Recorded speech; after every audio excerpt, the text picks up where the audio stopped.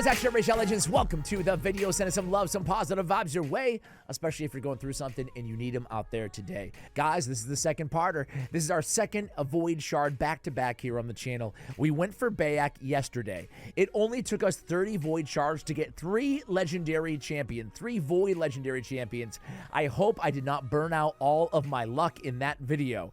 I won't tell you who I got in case you want to go back and watch that one. It was a quickie. We only opened 30 shards, I think. 30, 40, 20, I don't know.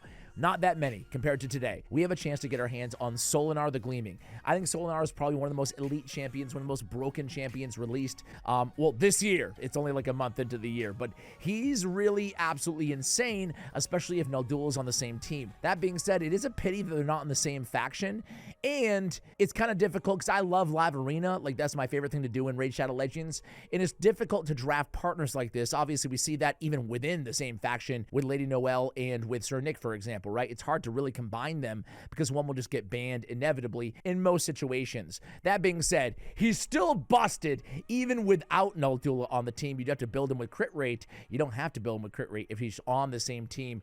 We'll talk about his kit after we pull him, but I want to start out with a little appetizer before we jump in to the Void Shard opening. I have my Grim Forest Mythical Mats. Can we get our first Grim Forest mythical relic today? We got a 20% chance. Let's get it. Are we ready? 3, 2, 1. Give me that mythical, baby! Oh my god, another aspect of Surath. Oh my word. I have so many aspects. So many wands. Am I the only one, man?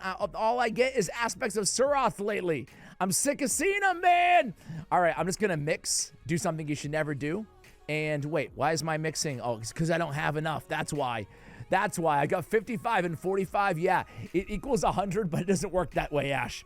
All right, I'm not going to combine my Chimera. We didn't get the mythical. It is what it is. Just like yesterday's video, I want to donate to a fellow content creator for every legendary that we pull in today's video, to my man Cold Brew.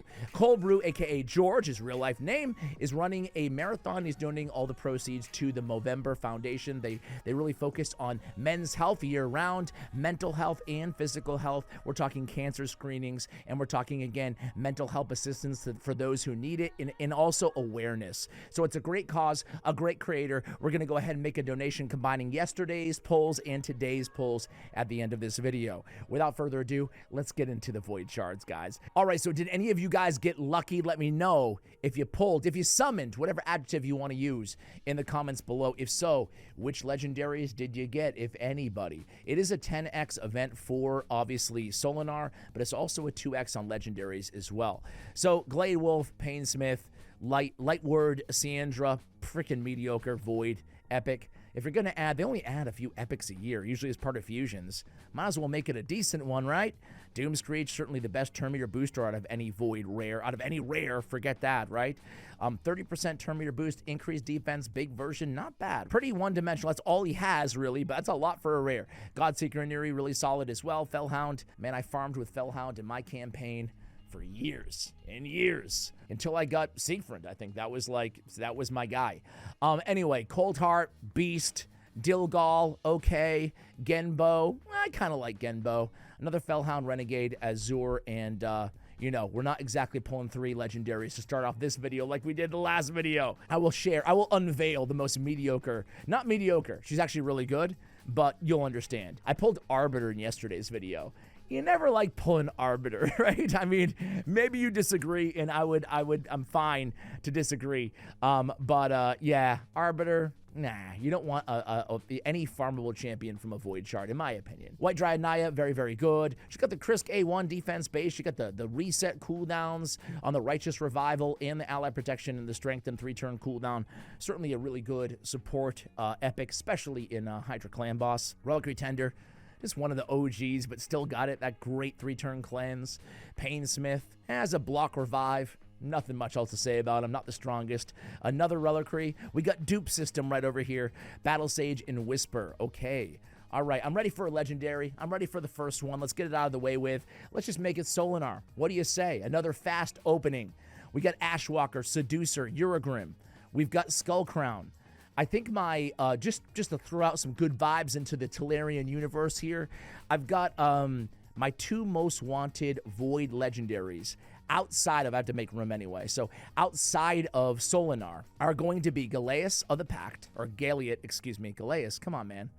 That's the cock! Galeot, son of the Pact, and of course, the Queen of Hearts. Those are my 2 most wanted Void legendaries outside of SOLANAR. I'm gonna make some room and I'll be right back, guys. All right, guys, farming some Sand Devil in the background here. Also, Champion Chase Tournament. We get all of our rewards, but how far are we out of first? We're at 12. Oh, yeah. All right, this is actually, I kind of lucked out in this Champion Chase group. Not to say that 12,000 isn't a hell of a lot of points, but it looks like, knock on wood, Bajabga, hopefully we can take him down. Let's see what we got here. Branch Arm Lasair, we got a Chevalier, we've got a Centurion, we've got a Scrapper, and Veteran, Gear Grinder. I like Gear Grinder. I don't like Ox. Battle Sage, never really loved her. And then we get Skimfos. We're in first place. Okay, let's see if we can hold it. Don't want one of those hidden whales or krakens going off in the last second sniping me down, right? Painkeeper, Cold Heart. We've got a Frenzy the Cackler. I like Frenzy, but, you know, I'm starting to get bad vibes. I don't know if you see what I see. We got a Skirmisher, a Renegade, and a Retainer. This is exciting stuff here. I know. Come on, baby. Oh, come on, man, really? The first thing I have to look at is that mofo? Here's the thing, guys. I got this new Raid merch. What do you guys think of it, right? It's my favorite faction. I saw it on the old Raid shop. This is not a paid sponsorship or anything, by the way. I gotta be real with you guys. I don't like go around wearing my Raid Shadow Legends shirt at the mall or anything, but this one, maybe I would, because I noticed they had faction-specific merch, and my favorite faction just happens to be Night Revenant, so I thought that it would be pretty cool to wear it in videos, right? So what do you guys think? It's got the faction thing, and on the back, it's got my mic's in the way. Sorry, guys. Gom Yellow Hand, I love that dude. I've got the, you know, am I still, you guys get it. What do you guys think? It's not too bad, right? Not too bad. It's actually, like, honestly, again, this is not like a freaking, I don't care. I would not encourage you guys to buy stuff from the Raid merch shop, but it's actually good quality material too, which is nice. All right, Padma, Harkin Great Blade, and a bunch of blues. Exciting stuff. You didn't miss much. We've got another freaking Harrier. This is off to a banger. I burnt all my damn luck in yesterday's video, damn it. Dawn Caller Sabbatha, really nice reviver with a reset. Frenzy again with the burn and the activation. Whisper is a great nuker. Skimfos is a interesting control champion. And should get out of my video. All right, guys, I'll be right back. All right, guys, we are back. Let's do it. I'm ready for a legendary, man. We're going through a little cold spell, a little bit of a drought here. No big deal. We got Branch Arm, we get Armentine. I was telling you guys that I was watching a little bit of Beast games with my kiddo. I feel like kind of guilty, but we actually have a lot of fun with it. And a lot of you guys actually mentioned a show. What the heck was it? Oh, God, in the comments. Oh, Traders, I think? You might know me from The Bachelor. I am from Survivor. Big Brother All-Stars. Below Deck. I don't know if it's appropriate for my almost 9-year-old, though. I watched a little trailer for it. But anyway, if you have any TV movie recommendations, I'd love to hear them, guys. All right, we get Worgen, Suncursed, we get Armentine Skeleton, we've got Renegade, Eurogrim. Fantastic, but not what we're looking for. Give me anything gold to talk about here, please. I'm vamping. We got T-Rex the Relentless, we got Ox, Painkeeper. Exciting stuff. Kurzad, Deepart. I still love the little fella, not gonna lie. We got Dilgal, we got Branch Arm, we've got Ayala Life Braid. I like Ayala. She got a 2-turn block debuff with a big heal. She got an increased accuracy on the whole team, and she's got a chance of activating an instant turn on a random champion or ally after using an active skill. It is on a 1-turn cooldown, can happen 1 time between her turns. That being said, she's not an elite Void epic, but I do think she's interesting, especially for progression, for that block debuff on a 2-turn with that heal. Hard to find that that good from an epic. Confessor, Daywalker, we've got a Veteran, we've got a Paragon, we've got the Cheese, we've got the Harkin Great Blade, we've got the what the frig, man. We really did. We burnt all of our luck. I shouldn't have even said it. I shouldn't have even said anything. But come on. We've got a Stitch Beast, a Fanatic, we've got a Ragemonger, we've got a Fanatic, we've got Tolf the Maimed, we've got an Armentine, and my God, man. Fanatic, I've always thought, was like one of the coolest looking little rares. It's a shame that he really sucks, but he's a cool design, man. I feel for whoever designed this guy, because they designed such a great champion, like whoever the artist was. And then, like, you know, let's be real. Who uses Fnatic? Nobody does, but he's really cool looking. Oh, they'll buff him eventually. No, they won't. They don't buff. They don't buff epics rares. A lot of freaking Harriers. That's the good news here. Worst champion in the game. There it is. If you're a new viewer, don't even go near that dude. Reliquary Tenders, and my God, we're at 80 left, guys. We burnt through 200 and what? How many do we have? We burnt through a lot. Sand Devil, fantastic in the background. I'm sure you guys really care about that. Champion Chase Tournament, we're still doing pretty well. Now we have a huge lead. At least we'll have the mythical mats there. That's great. Champion Training Tournament, not so hot. I'm going against this dude who is, yeah, he's going to blow me out of the water. So not even worth using that many skill tomes and rank ups. No way. All right, I'm going to make room for the last time. Maybe be right back. All right, guys, we've got 60 spots for 80 shards. So we'll have a little dessert at the end of the main course here. We have Broadmaw. We've got a Vanguard. Oh, man, dudes. I don't know. This is tough. This is a lot of shards, man. Plarium giveth and Plarium taketh away. My girl Skirmisher, hey, Dispelling Shot, and AoE removes a random buff from each enemy. She's one of the best rares for Siege, for rare-only Siege battles. Of course, I've given her a shout-out a few times here, but the other one, the only other rare that has that AoE buff removal at 100% is actually Red Cloak Tanako here. It removes one random buff from each enemy, then places a decreased speed on them. Again, 3-turn cooldown. Not a bad little rare for areas like, well, just that one area, right? in Clan Siege. All right, here we go. I've been dying to make like the best rare team possible for Clan Siege. If I do, would you guys want to watch that video? Let me know. I'm thinking here in 2026, I have a bunch of series reoccurring. We got the nuke offs, we've got the building random teams, we've got the reviewing the last 10 or so legendaries that I've maxed out. We have a few more series here on the channel, the Plarium grading champ. But I want to add maybe 1 or 2 more bangers this year. Oh, finally! SOLANAR! Rio Bonesmere! Dude, I can't really complain, even though she's next to that creep. I really... Oh! SOLANAR! Aleel! Oh my God! It's raining Legos, not the right one, but it's raining! It's raining! All right, listen. We can't complain about these 2 legendaries, ladies and gentlemen. These are 2 elite legendary champions. That's right, I said it, even about this dude, Aleel. Let's briefly talk about why.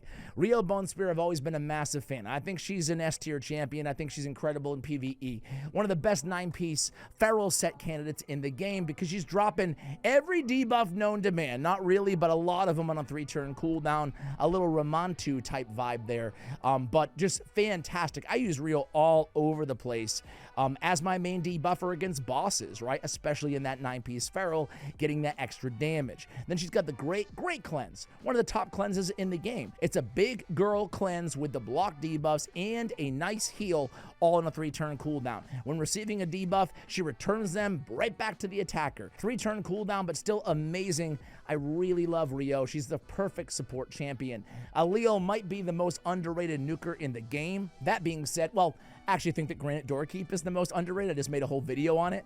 Maybe Aleel is number 2, in my book at least. Aleel's so cool. First of all, you can kind of build him slow because fills his champions turn meter by 10% whenever they receive a buff.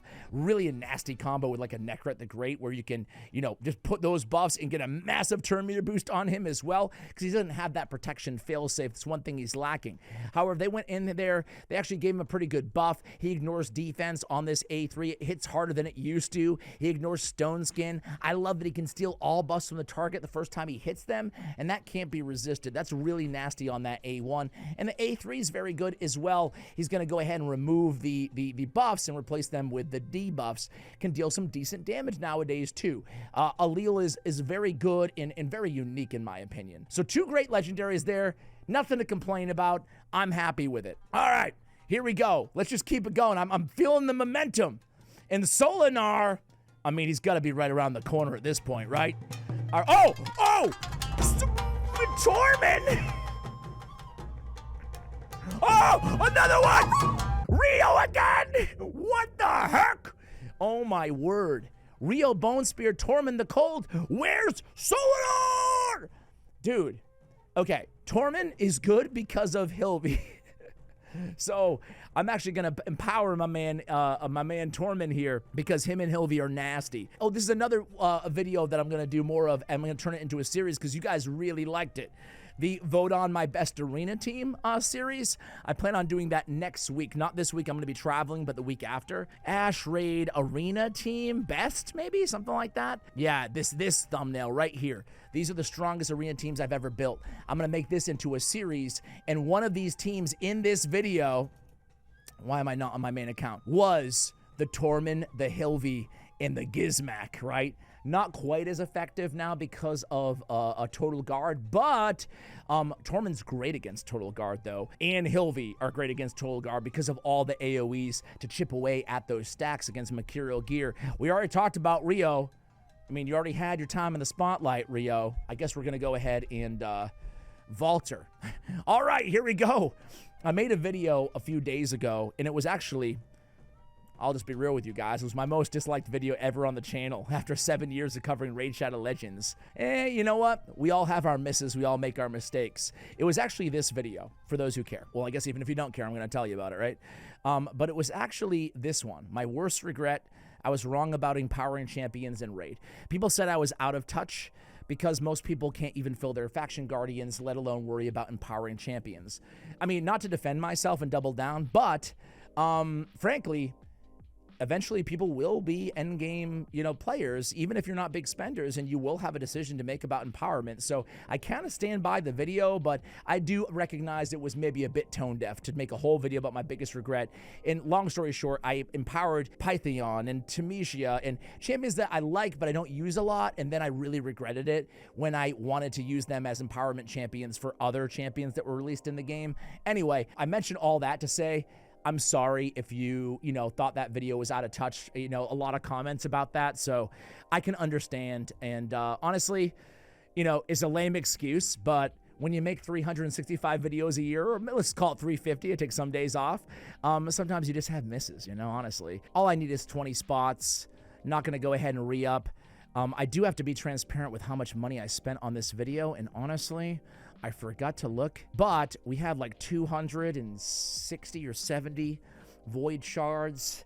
Golly, it's too much is what it is. Oh, let's pull up the old calculator here. I think $500, maybe like $550, $600, somewhere around there. But we're not going to re-up anymore, so these are our final 10 of the video. Hopefully we get SOLANAR. Either way, we got 4 legendaries today, and then we got 3 legendaries yesterday.